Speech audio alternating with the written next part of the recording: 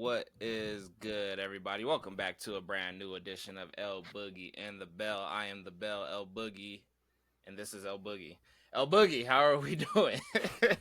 A little Hey rusty man, too, huh? doing a little rusty. Hey audience, we missed y'all, man. It's been what 2 weeks off, Yeah. two weeks no show, out of rhythm. I've been traveling, been all over the place. We've been slacking, But guess what, people? We're back for another show. I'm ready to get started, man. And I don't think we're slacking, everybody. I think it's more or less it's such a slow season for us. Of course, we're very NBA and NFL heavy, and unfortunately, we're running into a not so entertaining NBA finals. So, anyways, but other than that, yeah, El Boogie's been traveling. We just got off track, but I know, like everybody else, we're just ready for this football season to start. But anyways, let's get right into the show. So, El Boogie, like I said, the most important thing that's going on right now is the NBA Finals. What is your take 4 games in going into a closeout game, Game 5 in Boston? All right, going into Game 5. Well, here's my thing. I thought it was going to be a sweep. After watching games 1, 2, and 3, really it was game 3. Because losing games 1 and 2 on the road for the Mavericks, I don't think that was the what sealed it. I think it was coming back home to your home crowd, your home turf, with a sense of, all right, we got to get it together, and you still couldn't do it for game 3. Game 3 wasn't great, but game 3 was pretty sloppy. Luca looked really bad on defense with his effort, complaining to the refs. It's like, dude, you can complain as much as you want. You're about to lose the finals. Like, you're about to lose. Like, get it together. After that, I was like, it's a sweep. They surprised me fighting back game 4. They came out with a better energy. Luca came out more focused. Um, I don't see it going past game 5. I think Boston has it. Yeah, so the game to win, I don't even think was game 3. I think game 3 was also a game to lose because both teams have had history of losing at their court. Excuse me. So my game to lose for the Celtics was game 2, and the game to win for them was game 3 for the Celtics. So the Celtics won game 3, which was the game to lose, knowing that both teams struggle at home. The Mavericks just didn't capitalize on winning on that game 2. I know I said that a little bit confusing, but the reason game 2 was so important to me is because the Celtics played horrible. They've within these playoffs have played horrible at least one game in the starting of the series, being at home. You just can't miss out on that game. They played so bad.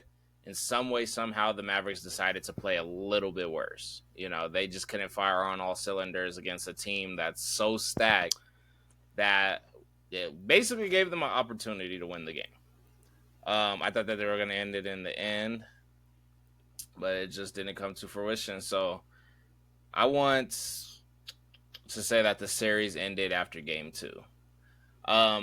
You said you didn't see the series going 5 games. I mean, it's still just a gentleman's sweep as of right now. I don't see the Mavericks pulling through unless they do a lot of ridiculous stuff, which I don't. If anybody could do it, it'd be the Dallas Celtics, which they'll officially be the Boston Celtics if they win this championship. If anybody could fumble it, it's them. But yeah, just a nice, good old fashioned gentleman's sweep. Yes, I think it's been clear the Celtics are the better team. Even though, like, most games I would take Luca over anybody on the Celtics. Um, but as a whole team, as a collective, the Celtics are just well constructed, well polished. They've been playing together for years. I think Yes. this is their graduation party, if you will. Um, so I don't know. I think it's deserved. I think this kind of shushes all the doubters.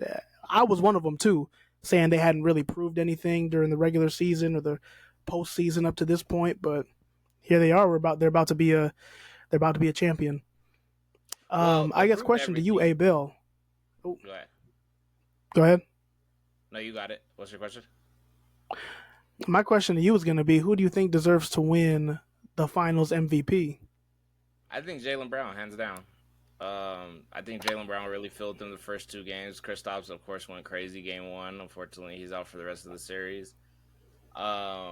Game four was a throwaway game. I don't want to see them go out there and compete for the MVP. You guys all made your money. I think that the ownership sees how valuable keeping most of this team together. Of course, you got some people getting a little old. I see Derek White getting all the money he wants. I do see them bringing Kristaps back. You know what I mean, for a longer future. Um, what's that power forward? Old school, old cat, been in the league for a long time. Oh, Uh, Al Horford. you can don't be afraid to, but I wouldn't mind going out like that. And then of course the point guard they just got. I don't know why I blank out on names. From the Bucks. Drew. Drew. He doesn't need to as much as Al, I would say, but you can. And I know it's probably not a real consideration to him retiring this year after winning. I think if they could go back to back, he should make it back for the next year. I think two would be better for him, and then for Al, I think why not this year? Um, I don't want to see nobody compete See, my for it, thing is and with I don't retiring, it's think like when you anybody else know is you have really more in the eligible. tank. So Like I I want get to hear who's your retiring on eligible top. Like I right now. Give me understand. your eligible for Finals MVP. Fair enough. Oh, I had a hot take on this one. To be honest, I get the Jalen Brown, and Jalen Brown is the obvious answer, but I would not be upset if they gave it to Drew Holiday. He it And wasn't crazy early in the series. the reason why game two, Boston didn't Was it? play a good game. I think it was game Oh, two. that he They did go like crazy game two. Yes. he went crazy. He was playing good defense. He scored like 24 points. Like Drew Holiday was balling. And honestly, without Drew Holiday, he's been that different piece throughout the season. I know Kristaps is great. Jalen Brown, um, and Tatum, they're great. We know that. But Drew Holiday has been that stabilizing factor. He's consistent. He plays great defense.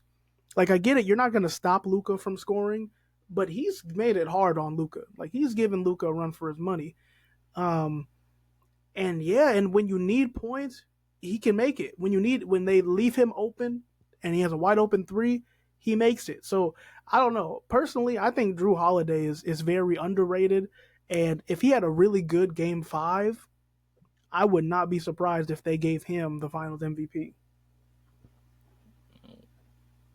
How do you feel that Jason Tatum's not in our top two? It's weird because you think he's the star of the team, right? You think it's Tatum, but he hasn't been efficient at all. And the fact that we're not even saying he should be the finals MVP, it says something about him. It says that he's not a superstar. Honestly, he's just not a superstar. When else have we been in a finals and the best player on the like winning team isn't the finals MVP? And I'll give him Like his the credit only for time game three because he was the best player in this series, game three, but only game three. that's one game. Like if you're the Yeah. finals MVP, you're supposed to be the star of this team. You know, like when was like the only time that comes to mind when the star didn't get the MVP? It was the when Iguodala, when Andre Iguodala got it when the Warriors won. Yeah, but He that got there's the he got the finals no MVP. reputation to a winning team. That's closer to Drew Holiday than it is That that anything that that Jason is Tatum that is has. and yeah, and it Oh, hot take question. Do the Celtics sit currently where they are without Jason Tatum playing this series? How about that? Assuming Kristaps stays oh healthy all 5 games. Four. We're at oh four. with a Kristaps but without J oh I think I don't so. think I don't think the series is 3-1, but I think the Celtics see it's hard, and here's why it's hard. Even though he hasn't been playing good, Tatum still commands a certain level of respect. Like you don't like say like you don't treat him like he's a sixth man. Okay, You don't even treat him like he's Derek White. You know, you're right. like you have to give him some attention. So I don't. Like I said, I think the Celtics would probably still win the series, but it probably wouldn't be 3-1 right now. Man, what a boring series. I'm hurt. I I'm mean, right now. I'm looking at each game and each score, and I'm just thinking they really missed out on losing game 2, because I think a lot of people would be very excited for this game 5. 3-1 is just so devastating that it is such a gentleman's sweep. Now, if they win, it's still devastating because we don't trust these guys on the at home. And I mean, winning game 6, now we're just begging for miracles. And game 7, you're talking 4 games in a row. You know what I mean? yeah. Oh no, if it got to Game 7, I I don't see the Mavericks pulling off a historic feat, but it would be epic. But unfortunately, what's weird or interesting to think about is I think we're in the same position this year with the finals as we were last year. And I feel like the reason why last year we cared so much about the finals, and by we, I mean you and I, is just because the Nuggets were in it. But I Yeah, remember last year, a lot of people were disappointed seeing the Denver Nuggets and the 8th seed Miami Heat.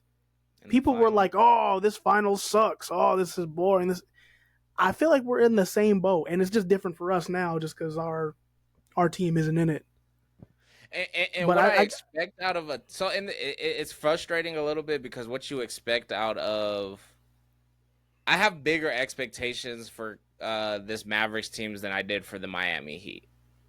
Even with my bias to being happy to watch the Nuggets win, um, it's expectation wise. So I expected them to win that game too, knowing that the intrigue in the league and the willingness to watch a game 5 tied at 2-2 would have brought.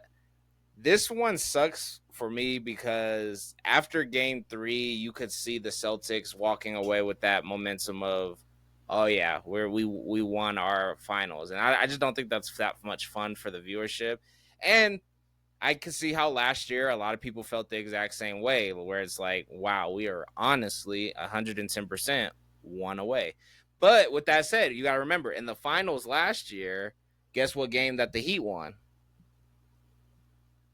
what was it? Was it Game 2? They won a game 2 in Denver. And I think Okay. that the Mavericks really, really missed out this year by intriguing us there. Because the team has come back from 3-1. I don't know about the finals, but a team has come back from 3-1. Oh, LeBron. It was Come on now. yeah, it was LeBron. But then LeBron again, James. that's LeBron.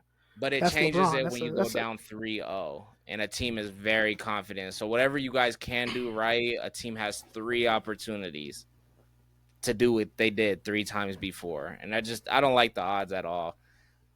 I would love to see this go to game 6 and end game 6. I just, like I said, this is my next question for you. Now, nobody has got close to 40 points. It hasn't been necessary. Wait, let me check game 5. Yeah, nobody scored 40. I think our high for this series, which I don't know if it's crazy because I don't know how often we make it to the 40s and 50s with the finals. Who needs to score 40 points to keep this series going? Because my answer stays the same. Who needs to score 40? I think it's Kyrie. Hold on, bro. Honestly. Oh, stopping hammer time. Since we're live, I will go ahead and finish my take. As Abel asked, who needs to score 40 points in order to keep this series interesting, keep it alive? It's Kyrie. It has to be Kyrie Irving. I fell off my fridge. I thought somebody was breaking in. No worries. I was giving the viewers my take anyway. My answer is Kyrie.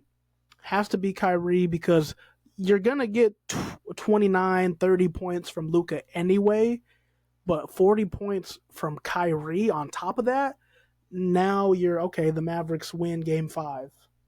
That kind of 40 point game would make a difference. I mean, obviously, if any of the role players got 40 points, it'd be crazy. But like, Kyrie's the guy that we know can get 40 points, and his 40 points would mean more to the Mavericks than anything. And it's so true because let's assume that we added 5 points on to game three for Kyrie. Then he would have had 40 points on the dot. That changes the score from 99 to 106, which he did shoot that final three. He shot a 3 and a 2 that missed in the final moments of that game, which is so crazy. That would have pushed him to 40, which still would have ended up in a loss. That I think you would have had 104 to 106. But don't forget that we're talking about a Luka Doncic who ended his game 4 minutes early with 27 points. So assuming he would have got his three off, which we know Luka would at least got one off in the final 4 minutes of a game. The 40 points was so crucial for me because I just know that Kyrie needs to have the most explosive game to put them over the hump. 35 points wasn't enough that night, but 40 honestly was. Luka Doncic not getting fouled out was. So I'm like, just the way that it's all completely played out, I just think that all the pressure was on Kyrie this whole finals. And I think continuing, it's all going to be on Kyrie because everybody else seems set in stone. Jason Tatum is living like a luxury king, not having to necessarily go crazy. But everything is resting on the shoulders of Kyrie with this whole series. And I just, I can't, it sucks because 35 points, you would think like 35 points in 45 minutes. Think about that. You know what I mean? Like, he played the most minutes probably than anybody in this entire series. And it just wasn't enough. This man got to rest for 3 minutes in a basketball game. Think about that. Yeah, and I think that's what's looked different in this series versus the other playoff series for Dallas is in the previous series they weren't as dependent on Kyrie to be great. I felt like it was okay, Kyrie, Luke is gonna go do his thing, our role players are gonna do good. You just give us what you can. Kyrie throughout the playoffs, he had a lot of games where it wasn't fantastic, but it was good. Like a 20 point, 8 assists, 22 points, 6 assists. He didn't have any crazy games really coming up into the finals because they didn't need him to. I think getting past Boston, they need him to have crazy games like that. And at this point in his career, I don't. He's not the young Kyrie balling with LeBron where they both go for 80 together. He's an older version of himself, still skilled, still talented, but he can't give you that consistent play. And I think that's what they would have needed in order to win this series. Um, I say to so I don't compete know. in this series. It's disappointing when we're talking about competing. You know what I mean? Like, it Well, I sucks still think because they've we're been judging them they've based off of going down 3-0, and they literally have shown that they could win a game, even though Celtics might have just been trying to plan to win at home, which, I don't think that was necessary. Just like last year, it's like it's not necessary to go 4 games if you don't. I don't think they need the millions that bad. I think a sweep is actually pretty cool on your record, especially going into next year. You become these big bad wolves. The honest problem was that game two, and I do think game three was their game to lose. But my honest issue was that 40 points out of anybody on the Mavericks team, which there's only 2 people that we said were capable of doing that, has proven game after game to be the what's stopping them is one person to do the complete takeover. At 32, 30, 35, 34, I think Luka had 34 game one. It's just not enough. And if you look at the scores, you needed about 5 more points. 4 more points, yeah, but six more points, and that would have pushed you to 40. but in all honesty, I think the Mavericks have been competing. Obviously, Game 4 was a blowout loss for the Celtics, but like, okay, they lose Game 1 by Game one 18 points. game one Yeah, and game four are out the window. The biggest games in this series was game two and game three. yeah. So those are whatever. But 2 and 3, losing by 7 points. That's not a beatdown. That's not a beatdown to me. Like, you competed. It was close until the end, especially when they get to the end of gameplay where they're fouling, sending people to the line. I don't remember the exact scores in the last minute or two of those games, but it could have been a 3 point game with a minute and a half left, and they just had to start fouling and then send them to the free throw line. You know what I mean? So I don't see this as them not competing. Um, Did you ever I just think think that they were going Boston to win game 2 or game 3 if you watched the full game? game three, yes.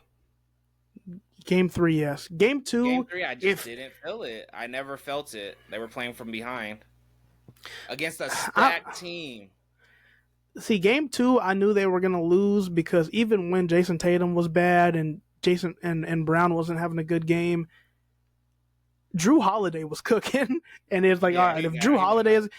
if Drew Holiday is gonna cook you, yeah, you're losing the game. So game two, no, but game three, I felt like there was a chance down the whole stretch until about 4 or 5 minutes left, right before Luka fouled out. That was what sealed it. But they had a chance, though. They had a chance. Okay, and let's do this. This series gets extended game 5. What needs to happen to extend this series? Okay, if we get past game five, so now it would be 3-2 heading back to Dallas.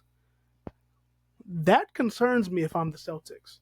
That's a pretty big momentum swing. You won 3 games in a row, blowout lost game 4. You go back home. Hey, you just need to win this game and you're champions, and you still can't get it done in front of your fans. That concerns me. And it also concerns me because now Boston knows, hey, we beat these guys 2 games in a row already. We just need to do that again. And you're going back to Dallas. Because what the Celtics don't want, they do not want the pressure of a game 7 in front of their fans. The Celtics don't want that. They don't want that at all. So that's why the Celtics really need to win this series tomorrow night. Like, you need to do it because I don't like going back to Dallas for game 6, and I definitely don't like the pressure of a game 7. What needs to happen for this series to go at least one more game after tomorrow is Tim Hardaway. So Kyrie needs to have his 35 points. Luka needs to have at least 30, which I'm expecting Luka to have more in a closeout game. Another closeout game. Tim Hardaway Jr. I would like him to play the hardest 20 minutes of his life. I think Derek Lively's very consistent with that 11 to 15 points. PJ Washington could go anywhere from 8 to 15. If they could get a 10-point to 15-point contribution from Tim Hardaway Jr., I think that they could extend this series. If they could have just one person go for a strong stretch, specifically around that third quarter, just so we could go in and let the 2 best closers in the league get you guys to at least another game, I think Tim Hardaway Jr. has to be that key piece off the bench. He scored 15 points in game 4, but like we were dealing with a blowout. Hopefully he gained some confidence scoring those later points. I think he's the X factor. PJ Washington's I'm not going to say he's inconsistent. I think he's pretty like consistent. I think he knows that he needs to score 8 to 10 points for them to continue on. Tim Hardaway Jr. has scored 0 points in one of these final games. You know what I mean? At like 20 minutes. If he says to himself, I am responsible from 4, not 8 points, not no single digits. If he tells himself I am responsible for 10 to 15 points to help my team continue this series, I think they're going to do it because like we said, we know that Luka and Kyrie are going to get their points. We know PJ Washington and Derek Lively are going to range somewhere in that 10 to 12 points, maybe 15, hopefully 15. I think Tim Hardaway Jr. has to be that scoring piece off the side where we need this extra 10 points or else we're going to lose by 7 points, 5 points, 6 points, 9 points. They need that extra 10 points bad, like more than they ever needed in their lives. That's the only thing that extends this series because I don't have faith in Luka or Kyrie scoring 40 points. But I have all the faith in the world that they both have 30. See, I don't have faith in Tim Hardaway Jr. Not scoring at all. 15. I think he's the X factor I have right no now. faith. I mean, nobody would look for him to be that X. That's a good point because PJ Washington, he's at least shown you on this playoff run like he can be your Energizer bunny. He gives you that boost. You know, he'll make a clutch 3. So That's a good take. I agree with that. That Tim Hardaway Jr. take, even though I don't Yeah, see it. so we have to start talking about who's irrelevant because everybody's shown who they are during this series. You know, Luka's not had a fit before. You know what I mean? And it's unfortunate that it happened. But Kyrie showed you, like, bro, I'll get close to 40. I'm not gonna get 40, but I'll get close to 40. Then they come back in game 4, like, let's just hit them hard and as hard as we can. Luka and Kyrie are gonna score 30 points in their closeout game. Who's gonna give them 15? It's crazy to have to ask them just for 15 points because nobody outside of those people could do 20, and that's really unfortunate. Who do you have confidence scoring 20 points on their roster? Because the Celtics roster, I'm pretty confident in a couple people scoring 20 extra points. Yeah, my money's on PJ, man. I just get think PJ. PJ knows his role. I don't think he even tries to go past 15. Well, I mean, but if they give him, but he's shown if he has an open shot, he's gonna take it. So if I they leave him agree, and open that's for going to get three, you he's your just 12 to whoop. 15. We need one more factor because I think everybody knows their role. If PJ Washington could get 23 points in the next game, they're going to win no matter what. There's just only one thing that I'm confident in. PJ Washington's not going to have that enough opportunities, nor is he going to take enough opportunity to score 23 points. 30 plus 30 is 60, 23, you're at 83. And then all these guys could score 7 and 6 points as much as they want, but that's just not what type of team they have constructed right now. You know what I mean? Right. The Celtics have a perfect team constructed for that right now. Hey, the real X factor, the one who's coming off the bench for the Mavericks, it's gonna be my man Dante Exum. Dante Exum. Does he play? He's on. He's gotten in the game. He got like 5 minutes in game 1. I saw him. He made a 3 in game 3, I believe. So Dante in game Exum 4 in a blowout game, he didn't play. He didn't play. Oh no, I'm looking at the Celtics roster. My bad. Dante Exum. He got 10 points in the blowout. 14 minutes for 10 points. Bro, it's Tim Hardaway Jr. Okay, fair enough. Markieff Morris got a 3 for God's sakes. I haven't seen him play in a long time. I think the X factor for this next game is we need 10 to 15 points out of Tim Hardaway Jr. And I mean good points. I mean momentum points. I mean points where it's like, who does this guy think he is to show up and play today? Derek Lively, 10 points, cool. PJ Washington, 10 points. If that's all you guys want to score and all you guys can score, perfectly fine with it. That's cool. Who is going to be that third 10 to 15 point scorer to help you guys get over the lump? Because it can't just be 2 guys scoring 30. All right, moving on. That's a good take. Yeah, we're gonna probably wrap up the show real soon. I have a question for you. How do you feel about the drama surrounding the WNBA? Oh man, it's gotten messy, man, and it's a bunch of stuff around Caitlin Clark. I kind of feel bad for Caitlin Clark because she didn't ask for all of this attention. Like, she just was really good at college basketball, talented prospect. I guess this happens for all talented prospects. We saw LeBron come in with a bunch of expectations and get hazed or not treated well by his teammates early on. Yeah, I don't know. Maybe it's the curse of just being gifted, but it's messy, man. People all upset. Like, one, the people mad that she got snubbed for not making the Olympics team. She's a rookie. Rookies don't usually make Olympic teams.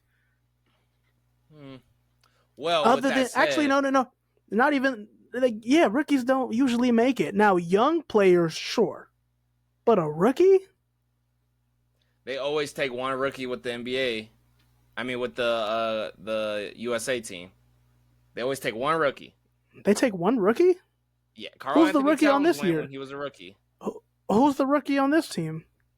I don't know, but they always do take a rookie because I don't think Melo and LeBron went, if I'm not mistaken. But they weren't rookies. They were young, but they weren't rookies. I'm pretty sure. So 2002 was.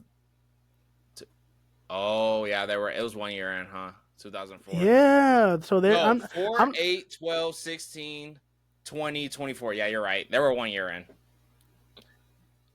So yeah, that's why I'm like, she's a rookie, guys. Like she just became a pro. Like, of course See, I she's think not. people's Like problem is like, why not get us to watch? If the people are asking for one thing and we're gonna win gold anyways, why not give us what we want?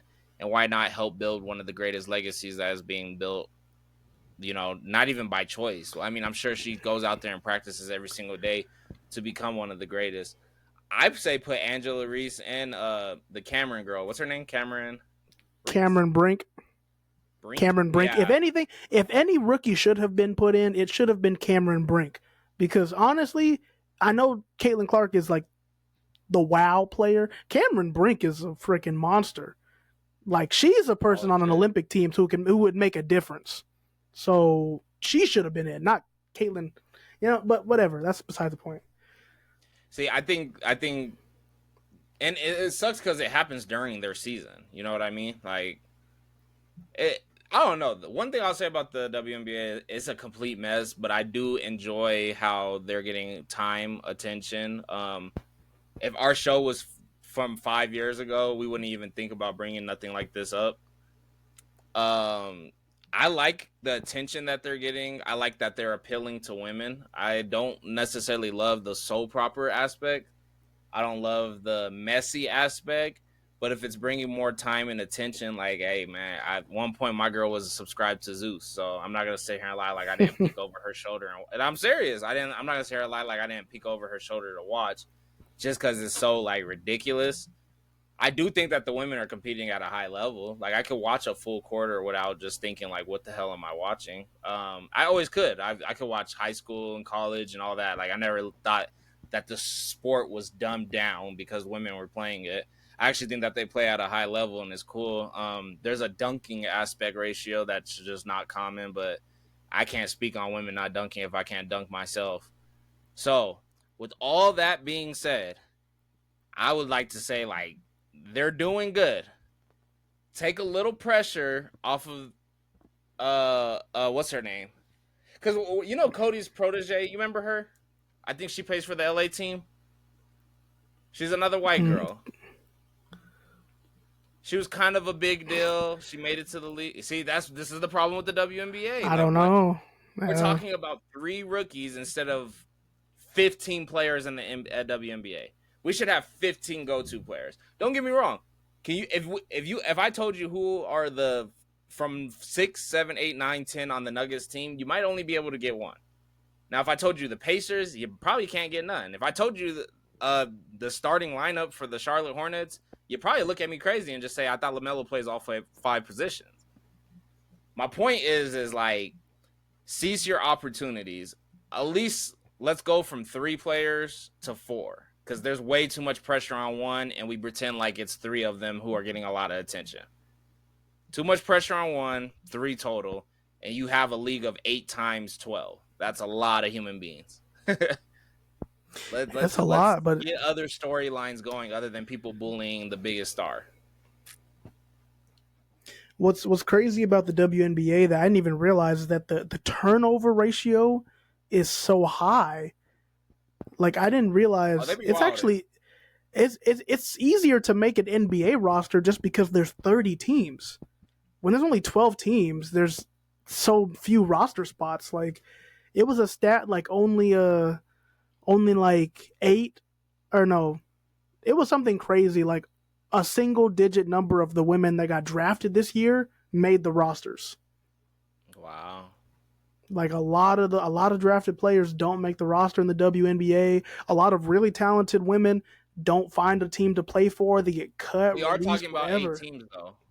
We're talking about 8 teams, right? Right. And I think what's good about all this attention it's getting is that projecting into the future, you're gonna get more expansion teams, more opportunities for women to make these professional teams. So I, I I've been of the fact like I don't get why people aren't grateful for Caitlin Clark because like in the long run this is really going to help the league, and a lot more women are going to get opportunities because of it. Well, I think Even more even hate's gonna help the league than love. So the more people who hate on Caitlin mm, Clark, I hate to say we live in a society that's like that. The more love the league will receive, the stronger she comes as a person. I hope it never like mentally affects her. But like the stronger you become as a person, is from like the more hate that you receive, because when you do make it, then you got people having crazy conversations like LeBron versus Jordan, like they're both not great, make more money than we ever will, do cooler shit than we ever will, be in movies, do be at the heights of the planet, you feel me, potentially owning teams. You're talking about Jordan owning a team, LeBron wants to own a team, like reaching the highest peak. That we could throw Kobe in there as well, just based off of the name value and all the other great greats. But with a lot of love comes even more hate. And I think she's right where she needs to be. And if she's receiving way more hate as a rookie, well, imagine what she does continue on with her strong fan base. I just think that I don't know what her storyline is besides being a great 3-point shooter at Iowa and getting the crowd going.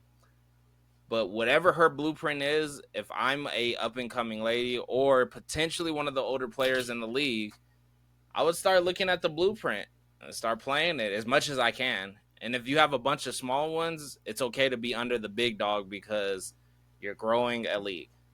Everybody can't be Jordan. Everybody can't be LeBron. But what you can do is be a part of an establishment that is growing for the future ladies. Facts, man. I think it's looking good, and I mean, just imagine. I feel like it's when I think about it. Go back a year ago, I didn't know anything about the WNBA. I'm sure a lot of people can say this. A year ago, didn't pay attention. I didn't even know what the team names were. Now I know, like, all right, I know the teams, I know the key players, I know who's who, I know the rookies, I know some good vets. Like it's getting I didn't know attention. who the MVP of the league was for like the past 3 years until Caitlin Clark, which is scary. Asia Wilson. I think Yeah, they won the so it's I championship don't know. against It's the Las Vegas Acers or something like that. yeah, they won back to back. Yeah. They won back to back, and I saw a thing where it was like last season they only lost 6 games. They said yeah, they only lost 6 games, and up to this point in the season they've lost 6 games. So I don't think they're going to three-peat, but we'll see what happens. Yeah, sounds good. Anything with the NFL before we go ahead and get out of here? We still made it to 40 minutes on you guys, y'all. So y'all should be very Still, proud of us. Trevor Lawrence got paid big Big money, time. 5 years, 275 millions. Hey Bell, how do you feel about that? Do you think that was a deserved contract? No, hell no. We're in the AFC. In the AFC, you have Joey B. You have Patrick Mahomes, who's not even 30, right? 30 this year, next year, maybe the year after. 29 this year. I mean, Tom Brady played till he was 40. We got we got Aaron Rodgers coming back at like 40, what, 2 or 3? He's 40. 40 on the buzzer. So I'm for sure that we're gonna have 10 more years to have to deal with Patrick Mahomes. We have a pretty heavy rookie class coming in. I just forgot about the Texans. Damn, the AFC is disgusting. You're investing into somebody who, like you said, had 1 playoff win, 2 playoff appearances, and 1 that he had to sit out. I know it was not this past year, but the year before. They beat the Chiefs after being down 27-0. They came back and beat them in that wild card game. Then they had to play the Chiefs in the divisional and lost. I think that's his only playoff experience.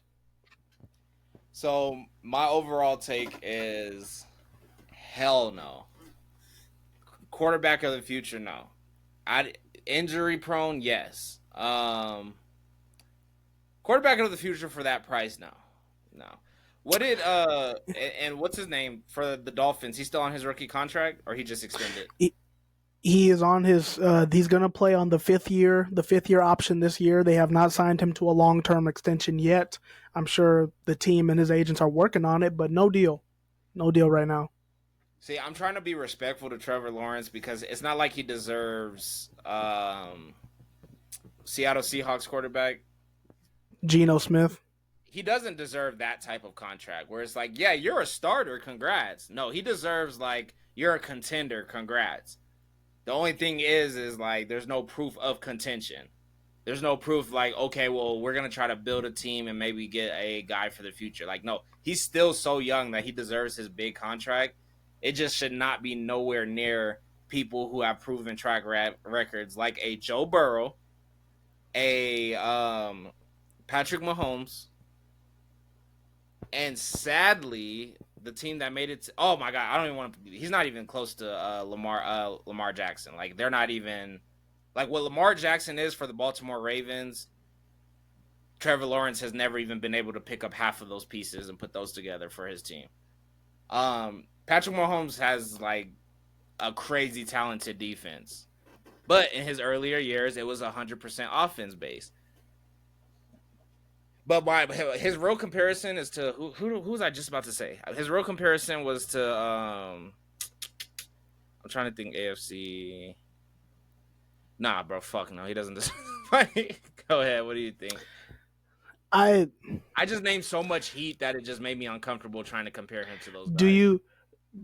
So, do you think he deserved closer to a Daniel Jones contract, like 4 years, 160 million?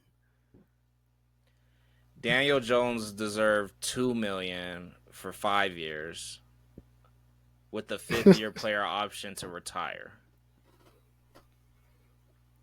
Hello. Yeah. I'm here. Did you hear what I said? Yeah, I heard you. I mean, I felt like Daniel Jones, his contract was an overpay, and I agree with you that he should not have gotten Joe Burrow money. But I mean, okay, Trevor Lawrence, he's played 3 seasons in the NFL. I don't want to fault him for his rookie season because that whole team was a crapshoot.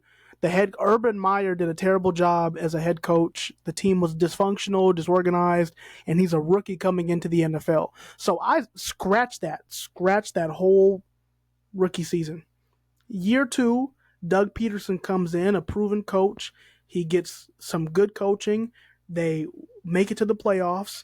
He wins a playoff game, coming back down 27-0, and then he loses to Patrick Mahomes. We don't fault anybody for losing to Patrick Mahomes. And then this year they started out really good. Started out 8-3. Injuries happened. Things kind of sputtered. They missed the playoffs. I think he's shown that he can be the quarterback of the future. He's shown you that he's the face of the franchise. He's shown you he hasn't shown what the other guys have shown. He doesn't have an MVP. He hasn't made it to a conference championship. But he's shown that he can play good, especially when he has stability around him. So I think they should have paid him, again, not Joe Burrow money, but the going rate for a starting face of the franchise quarterback is about $50 million a year. So if they had given him 5 years, $250, and he would have been the 5th highest paid quarterback, I would have been like, all right, that's good. You got your guy. And keep in mind, too, he's not going to actually start making that money until the 2026 season. So I think that would have been the better price point. Putting him at that Joe Burrow tier when he hasn't done Joe Burrow things is kind of crazy. Is this man making more money than God, I hate how I do this. Than Eagles quarterback? Yes. He's making more money than everyone. Okay, so now let's talk. Like, come on, bro. No, that's why I'm saying he should have got. He should more money than. He should have got 5 years, $250. 5 years, $250 would have been good. Then Eagles. I don't know why I'm forgetting people's name who just signed a long contract. Joe Burrow, who just signed a long contract. Like, it doesn't make fucking sense. It doesn't make sense for after his year 3. They should have had him on a smaller contract. I dare them to tell me who was offering him that same price.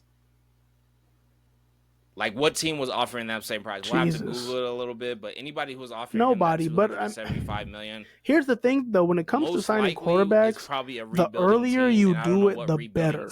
Invest that much into because what's going to happen is the next guy's just going to jump him.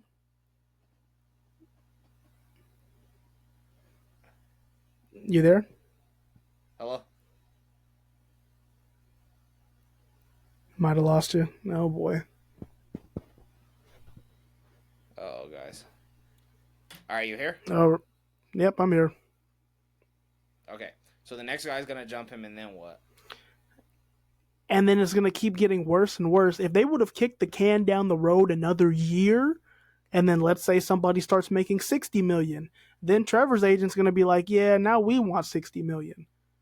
You know what I mean? Well, Like you, well, hold on. You gotta remember, there's still talent available out there. Like, where's the proof that like we're gonna make it to a conference championship? Where's the proof that you're gonna win the scoring title? Excuse me, the touchdown title, the passing title, maybe the. I mean, you're not gonna win the quarterback rushing title. You're not even close. Like, what title is he gonna take with him? That okay. is like, you know what? The city of Jacksonville, Florida, appreciates Here's watching. my here's my counter. What has Justin Herbert done? What has Russell Wilson done? No, I'm just joking. He did a lot to actually get his What Justin Herbert. what has Justin Justin Herbert is Herbert giving them done? more hope Justin than, Herbert hasn't won a playoff game. yeah, but that's when you start talking about divisions. You start talking about He hasn't won a playoff game. He lost a playoff game to Trevor Lawrence. He lost one to Trevor Lawrence. That was a tough year. They lost to the Broncos the game before. Who has had better weapons? Who's had better weapons? I can't tell you know what I mean? Like Trevor Lawrence's number one option is right now. Exactly. But Trevor Lawrence, I'm not saying, like I said, I'm not saying Trevor Lawrence has proven it yet, but quarterbacks don't need to prove it. They've shown they don't need to prove it. They've shown they just need to be good. They need to be stable. Trevor Lawrence has said, hey, when the team isn't crazy around me, I can be okay. I can be stable. They were, what were they? Probably they were top 3 team in the league before he got hurt, right? And then just all they were 8. They started out 8-3. 8-3. We were talking like, oh, are they gonna win the AFC? Like, you know what I mean? Nah, I don't know. So well, here's my thing. They're not going to give him a 2 or 3 year contract, not this early in his. I think he deserved the 4-year 180 is the 4-year 190, maybe even the 4-year 200. But I don't see that big of an investment into that player. No, we got to see how much guaranteed money's in there. I would have. I think it's 140 guaranteed. Like I said earlier, I would have given him $50 million a year, 5 years, 250. That would have put him as the 7th highest paid quarterback, right in between Kyler Murray and Jalen Hurts. That seems fair to me. Isn't it funny that Russell Wilson plays next year for like $3 million? Like peanuts, but the Broncos are paying him hella money anyway. It doesn't matter. So his salary is still $48 million for at least 1 year. Disgusting. All right, man. I think that about takes. We made it, y'all. We got through. We actually did 3 different sports for you guys. So we did 2 sports, 2 genders, and an extra sport. 3 leagues. 3 leagues. There we go. Go ahead and take us out, El Boogie. Hey, folks, once again, appreciate y'all tuning in. We missed y'all when we were away, but we're back. We're going to be getting back on it, giving y'all this weekly good sports content. So make sure you subscribe to our YouTube, check out our TikToks, YouTube shorts, give a like, give a comment. Let us know what crazy takes we got, and let us know what y'all want to see, because once we get out of basketball season, we're gonna need some new ideas. So if you got anything y'all want to hear us talk about, let us know in the comments. I've never been so excited for preseason for football. Man, right, August, peace. Where you at?